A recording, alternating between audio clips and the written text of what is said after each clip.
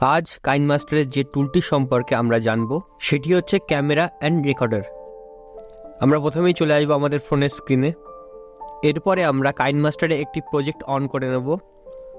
প্রজেক্টটি on করার পর ডান দিকে দেখবেন একটি সার্কেল শেপের বাটন আছে।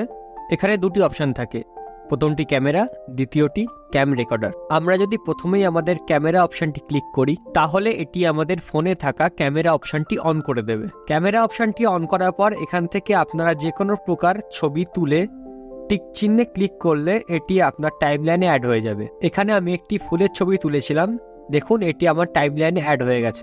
এরপর যদি আমরা ক্যাম রেকর্ডে ক্লিক করি তাহলে এটি আমাদের ফোনে থাকা ভিডিও অপশনটি অন করে দেবে। এখান থেকে আপনি যে কোনো প্রকার ভিডিও শুট করে আপনার টাইমলাইনে অ্যাড করতে পারবেন। আমি একটি ভিডিও শুট করে আমার টাইমলাইনে অ্যাড করে দেখাচ্ছি।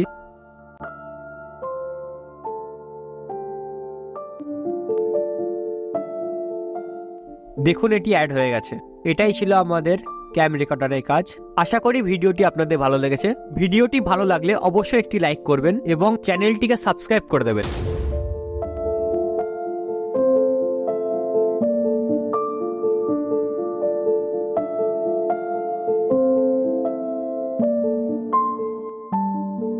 Thank you for watching my video.